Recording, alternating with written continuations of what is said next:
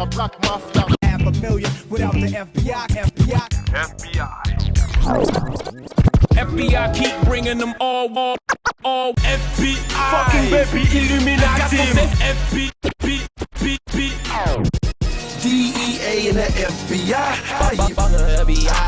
Can't see. Fucking baby. Spectre c'est ça.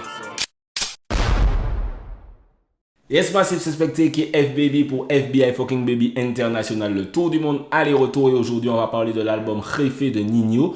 Pas exactement, on va surtout parler de Ninho en général. Ceux qui me suivent depuis un moment savent que j'ai une opinion particulière sur Ninho, que je le trouve un peu surcoté, je le dis de temps en temps. C'est pas méchant, donc les fans de Ninho, ne vous fâchez pas, on est là pour échanger, pas pour être dans des insultes. Même si je sais que vous allez quand même insulter la J-Cosot.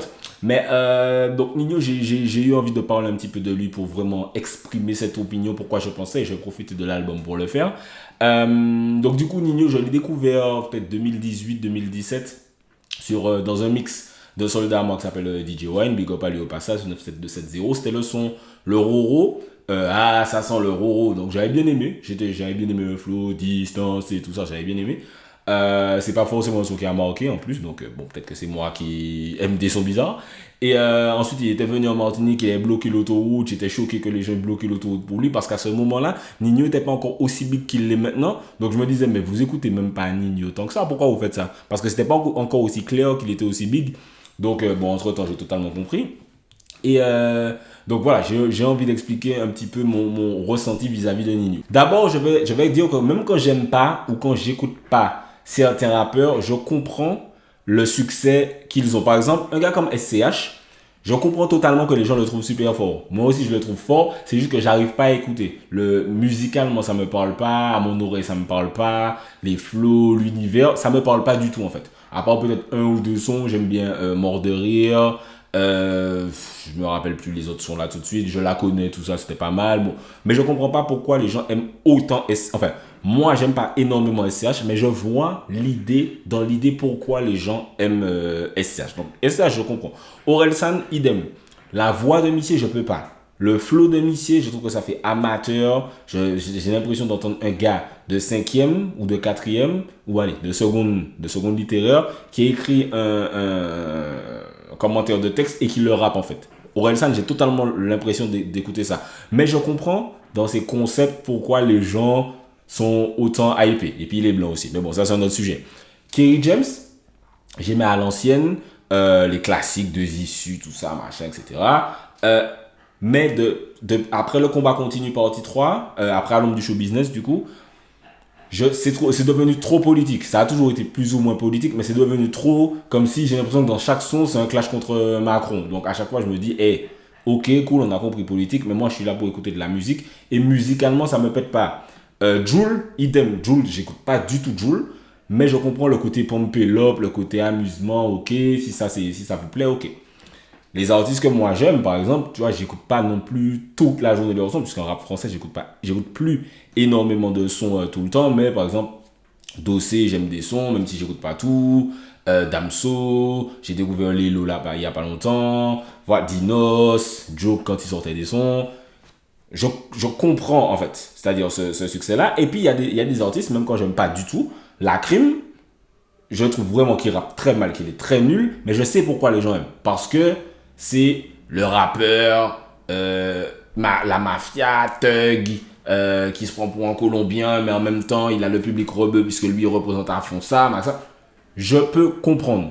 Ninho, c'est vraiment un mystère pour moi. C'est-à-dire qu'il y a des artistes nuls, que je trouve nul en tout cas, Kobalade, il y a des gens qui se moquent de Kobalade, qui disent c'est quoi ce genre de rap là. Les gens disent que Kobalade c'est du rap médiocre entre guillemets.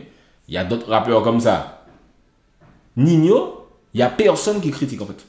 C'est-à-dire que enfin si tu critiques Ninho, on a l'impression limite on t'insulte. Tandis que si tu critiques Kobalade, il y a toujours des gens qui font t'applaudir. Ah ouais, t'as trop raison. Ninho, t'as l'impression que c'est vraiment le patron incontesté. Et t'as des rappeurs qui disent ça. Par exemple, Medine, à un moment, il a beaucoup encensé son couplet sur Grand Paris. Sadek récemment a dit que Ninho, c'est le patron du rap. Tu vois, il y a même Booba, avant d'être en clash avec lui, avait dit ouais, c'est le meilleur de sa génération, etc. Et moi, je suis en mode, c'est bizarre, parce que moi, je comprends vraiment pas. Mais pour les rappeurs, je pense que c'est pour ne pas passer pour un haters.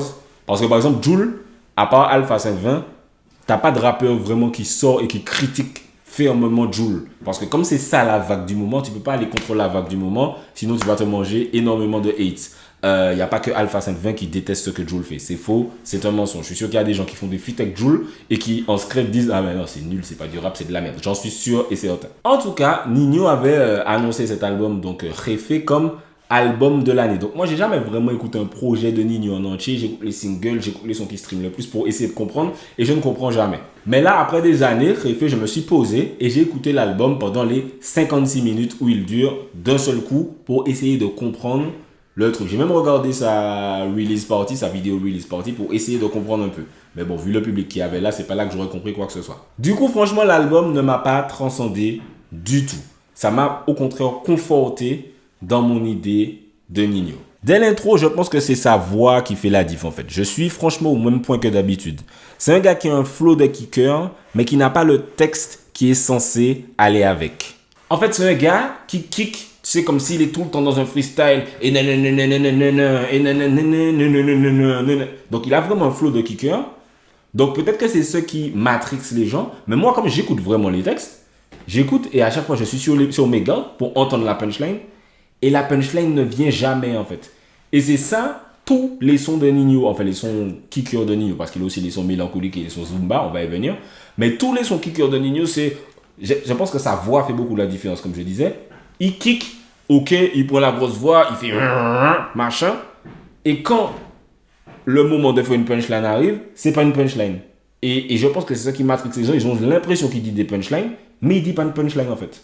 Ensuite, on arrive au son Réfé. Ça commence comme d'hab, petite mélodie au début, mélancolique, karma, j'ai toujours rêvé de ceci, quand on était dans la rue, c'était comme ça, etc. Il a énormément de sons comme ça et il y a beaucoup de rappeurs qui font des sons comme ça. Ça pour moi c'est un peu les sons Joker et j'ai l'impression que tous les sons de Ninho c'est la même chose. Je me rappelle du passé et maintenant je suis riche. Après ok, parce qu'il y a des rappeurs qui répètent tout le temps la même chose, mais lui...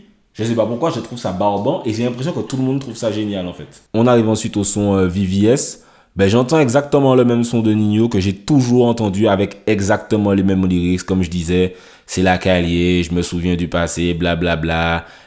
Et c'est la même mélodie que d'habitude. En fait, les gens, parfois, ils me disent, ouais, Ninho, il a des mélodies super originales et des mélodies efficaces. Mais j'ai l'impression que c'est tout le temps la même mélodie dans tous les sons en fait. Ensuite, on arrive au son Sky Priority, je crois. Alors, celui-là, il est sympa. J'aime bien quand il kick. Même si lyricalement, je vois toujours pas le moment « Oh my God » que tout le monde semble avoir, je préfère le Ninho qui kick. À un moment, il dit « Ça sent la gueudreau, j'ai 300 plans cul, donc ça fait un moment que j'ai pas guédra. » Ben, pour moi, c'est le summum du niveau de Ninho. Le lyrics qui te fait te dire « Mais c'est tout. » Il n'y a pas un moment où tu te dis « Ah, le bâtard, il a dit ça. Ah, pas mal, machin. » J'ai pas ce moment-là avec Ninho, en fait. Et j'ai une sorte de running gag avec mes followers sur Instagram où ils m'envoient vous savez, les sites Instagram où il y a des citations de punchline, etc. Et ils m'envoient tout le temps les citations de Ninho pour me dire mais c'est nul, c'est pas une punchline. Pourquoi ils mettent ça comme une citation alors que c'est nul? Ensuite, on arrive à Arme de Poing. Pour moi, c'est à peu près la même chose. T'as la mélodie, t'as le petit kickage mélodique, mais pour moi, ça se ressemble énormément. Et il y a beaucoup de rappeurs qui font ça maintenant, genre, ils disent une phrase et ensuite ils la répètent 2 fois en mode c'est super méchant. Alors que la phrase, elle n'est pas du tout méchante. J'ai jamais compris pourquoi les gars faisaient ça. À un moment, par exemple, il dit « Je suis le méchant de la saison, je lui arracherai ses barésies. » Et ensuite, il le répète une 2e fois après. Et je comprends pas où est l'intérêt. Après, c'est peut-être pour le style, mais j'ai jamais compris pourquoi les gars faisaient ça. En fait, je pense qu'il y a une génération qui se contente de peu et que Ninho est le champion de cette génération-là et que c'est la génération la plus importante pour décrypter ce qui est à la mode, genre les 15-24 ans, tout ça. Et je pense que c'est pour ça qu'il est aussi big, parce qu'en vrai, c'est eux qui déterminent qui est le patron. Et cette mélodie que Ninho fait dans tous les sons, même chez les rappeurs de cette génération-là, ça se sent. Je sais que c'est la même mélodie parce que les rappeurs, des fois, j'écoute et je me dis « Ah ouais, toi, t'es super fan de Ninho. » Que ce soit rappeur français ou rappeur US ou rappeur antillais, ils le font tous. Et tu te dis « Ah ouais, ça, c'est Baby Ninho. » Ensuite, on arrive au son Vérité. Ben, c'est encore la même mélodie et le même thème. Je vous avoue que ça, c'est le moment où l'album a vraiment commencé à me lasser. Si on dirait à un moment quand Booba essayait de faire 9-2, ils verront, mais tout le temps, et qui répétait le même son à chaque fois, avec le vocodeur, un petit peu la voix dans le nez, etc. Pour moi, Ninho, il fait ça sur 80% de ses sons. Quand moi je les écoute, je me dis, ah mais c'est exactement la même chose que tel son en fait. Un autre truc que je trouve aussi très très répétitif, mais bon, ça c'est anecdotique. Il est très très content d'avoir de beaux vêtements. Dans l'album, j'ai noté qu'il parle de Burberry, ensuite il parle de Gucci, ensuite il dit je fais des emplettes, je fais des habits chics. Ensuite il a un son qui s'appelle YSL, ensuite il dit je sors de Fendi, je me rappelle de Clickly. T'as vraiment l'impression que ça tourne en boucle. Après, il y a beaucoup de rappeurs qui ont souvent les mêmes thèmes, les mêmes champs lexicaux, etc. Mais là, en fait, ça ne fait que renforcer cette expression de répétition que j'ai chez Ninho. Et j'en veux beaucoup aux médias rap français parce que j'ai l'impression qu'il n'y a pas du tout de débat autour de Ninho ou bien d'autres artistes du genre. Pour parler pour sortir de Ninho, c'est pareil pour Lacrim. Lacrim, c'est évident qu'il est pas fort, mais t'as aucun média qui le dit. Et Ninho, il n'y a pas du tout de débat. C'est-à-dire que c'est soit tu suces Ninho, soit tu dis que Ninho est super fort, soit tu fermes ta gueule et t'es un rageux. Et j'ai l'impression qu'il n'y a pas cet espace pour débattre en fait. Donc, tu sais même pas quel album est bon ou est pas bon parce que tous les albums qui sortent, c'est génial et c'est super cool. En Amérique, ça n'existe pas. Tu vois, Kanye West a sorti son album. Il y a lui qui va dire que c'est bien, lui qui va dire que c'est nul. Drake, lui, va dire que c'est bien, lui que c'est nul. Kendrick, on va dire, ouais, c'est bien, mais je préférais celui-là parce que machin. Là, ici, c'est toujours, oh mon Dieu, c'est incroyable, ce son-là, c'est le son de l'année, machin. Tu veux écouter le son, il a rien du tout, quoi. Et ça me dérange fortement dans le rap français. Quand Ninho disait, je sais pas, il a dit si son album serait le meilleur album de l'année ou de tous les temps, je sais plus exactement, sa petite guéguerre avec Booba. Moi, je suis désolé, tu vois, par exemple, Booba, il a sorti son album, je suis le premier, j'ai dit que c'est le moins bon album de Booba, que j'écoute même pas, etc., que je suis assez déçu d'Ultra. Mais j'ai préféré écouter Ultra qu'écouter Réfé de Ninho. J'ai préféré écouter l'album de Dinos que l'album de Ninho. J'ai préféré écouter l'album de Damso que j'ai trouvé un petit peu spé, mais j'ai quand même préféré. J'ai préféré écouter l'album de Lelo. Donc voilà, il faut arrêter à un moment ce truc, ouais, Ninho c'est le meilleur, etc. Moi, je ne comprends pas en fait. Et encore une fois, moi, comme je dis pas qu'il ne devrait pas exister. Tu vois, dans une génération où il y a des Koba, des Landi, des Lacrim, tout ça qui existe, je serais vraiment de mauvaise foi de dire que Ninho ne peut pas exister. Mais cette couronne de champion de tous les temps qu'on lui donne, en tout cas de cette génération, je comprends. Même quand Booba a dit ouais, c'est le meilleur de sa génération, ou quand Medina dit ouais, ses placements sur Grand Paris, c'était incroyable, il était dans le turfu. J'ai l'impression qu'en fait, c'est le truc de, comme je disais, on veut pas aller dans le contresens pour ne pas passer pour des rageux, donc on dit que c'est bien, que c'est vraiment super cool, alors qu'en fait, tu vois, c'est comme Jul et Alpha 5, Alpha 5 qui est le seul à oser dire que Jul est fort. En fait, c'est que Jul, c'est pas, il aime pas, quoi. Alors que je suis sûr qu'il y a d'autres qui aiment pas. Et Ninho, j'ai vraiment l'impression que c'est ça, que genre, si tu dis que t'aimes pas, ben, t'es un rageux automatiquement et tu peux pas. Tu peux rien dire sur Ninho et ça me dérange beaucoup, quoi. Donc voilà, c'est un petit peu ça mon avis sur l'album de Ninho et sur Ninho en général parce que cet album est très représentatif de ce que je ressens sur Ninho. Il y a beaucoup de gens qui m'envoient des messages pour me dire qu'ils sont d'accord, mais bon, moi je me suis déjà fait lyncher sur Twitter pour Ninho et Lacrim. Hein. Il y a déjà des gens qui m'ont dit ah ferme ta gueule, t'es laid, t'es nul, t'es blablabla. Quand je critique ces gars-là, donc, mais moi je pense que peut-être que je suis d'une génération qui a été trop gâtée avec des Booba, des Rof, des Kerry James, Lafouine quand il était bon, Youssoupha, Despo, Nak, Seth Gecko quand il était bon. Peut-être que j'ai été trop gâté par cette génération-là, donc j'ai pas le même point de vue que la nouvelle génération qui a pas vraiment de point de repère. Et je sais pas, peut-être que c'est aussi une génération fast-food avec les réseaux sociaux, etc. Mais moi, franchement, Ninho, encore une fois, je ne comprends pas du tout à quel moment c'est censé être le champion de cette génération. Qu'est-ce qu'il a? Où sont les punchlines? Qu'est-ce qu'il a de si marquant? J'ai l'impression que il fait les mêmes sons rue que tout le monde, les mêmes mélodies que tout le monde, les mêmes sons Zumba avec 2-3 mots d'espagnol que tout le monde, et puis c'est fini. Et c'est le meilleur, machin, etc. Il y a des gens qui me détestent. Dans le game antillais, il y a des gens qui me détestent parce que j'ai critiqué Ninho. Ils pensent que je sais pas.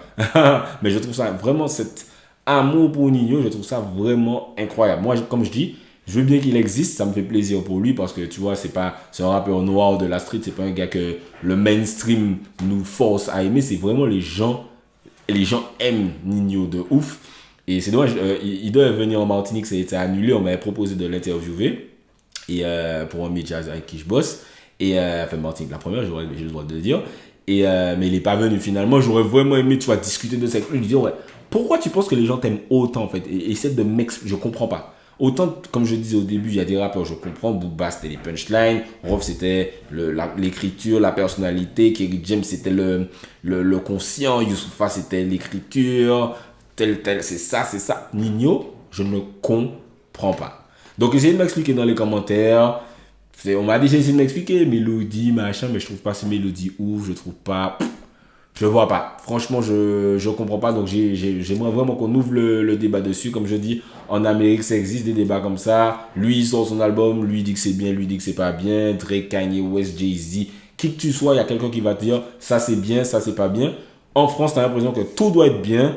C'est génial, c'est magnifique et on peut rien dire. Donc, moi, je suis contre ça. Donc, n'hésitez pas à me dire ce que vous avez pensé de l'album de Ninho. Si vous êtes d'accord avec moi que Ninho est un petit peu surcoté, parfois même beaucoup. Si vous n'êtes pas d'accord, n'hésitez pas à me dire aussi. On essaie d'échanger dans le respect ou pas, sinon, parce que je m'en fous de toute façon.